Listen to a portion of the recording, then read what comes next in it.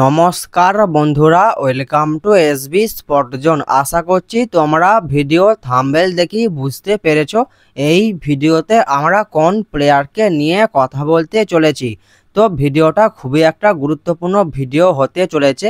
ভিডিওটা সবাই প্রথম থেকে শেষ পর্যন্ত দেখবে। তো চলো বেশি দেরি না করে ভিডিওটা শুরু করা যাক। এই ভিডিওতে আমরা কথা বলবো পাঞ্জাব এফসির প্লেয়ার অভিষেক সিংকে নিয়ে। তো আশা করছি তোমরা সকলেই জানো যে বাংলার দুই ক্লাব মোহনবাগান এবং ইস্টবেঙ্গল, এই দুই ক্লাব দ্বারা অভিষেক সিংয়ের প্রতি ইন্টারেস্ট প্রকাশ করেছিল। তো মোহনবাগান ম্যানেজমেন্ট তারা অভিষেক সিংকে ব্যাকআপ প্লেয়ার হিসেবে টার্গেট লিস্টে রেখেছিল। মানে একটা প্লেয়ারকে মোহনবাগান ম্যানেজমেন্ট তারা টার্গেট করেছে, তাকে যদি না পায় তারপর তারা অভিষেক সিংকে নেবার ব্যাপারে ভাববে।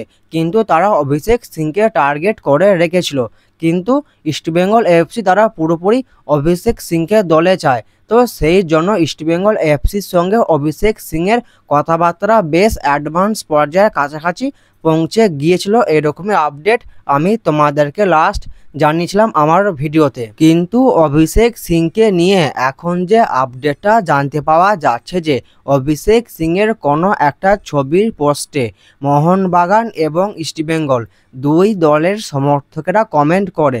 তো সেখানে অভিষেক সিং তিনি কি করেছেন, তিনি যেটা করেছেন সেটা হলো যে মোহনবাগান সমর্থকেরা যে কমেন্টগুলো করেছেন সেই কমেন্টে অভিষেক সিং তিনি লাভ রিয়াক্ট দিয়েছেন।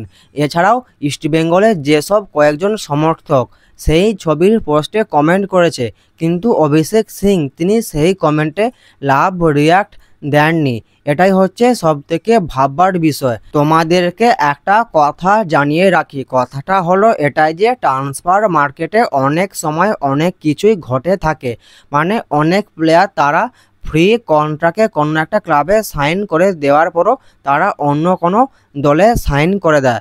এরকম ট্রান্সফার মার্কেটে অনেক সময়ই ঘটে থাকে, ঠিক আছে। কিন্তু ব্যাপার হলো এটাই যে এখনো পর্যন্ত এটা বলা যাবে না যে অভিষেক সিং তিনি মোহনবাগানই আসছে, ঠিক আছে। কিন্তু তিনি একটা ইঙ্গিত দিলেন, এটুকু তো বলা যেতেই পারে তিনি মোহনবাগান সমর্থকদের কমেন্টে লাভ রিয়াক্ট তিনি দিচ্ছেন, কিন্তু ইস্টবেঙ্গল সমর্থকদের কমেন্টে লাভ রিয়াক্ট তিনি দিচ্ছেন না। তো এখান থেকে একটা আলাদা রকমের ইঙ্গিত তিনি বোঝাতে চাইছেন। এই অভিষেক সিংয়ের কমেন্টে লাভ রিয়াক্ট দেওয়া নিয়ে ট্রান্সফার মার্কেটে আজ দুপুর থেকে বেশ একটা হালকা করে ভালোই একটা ঝড় উঠেছে। তো সেই জন্য তোমাদেরকে এই আপডেটটা জানিয়ে দিলাম।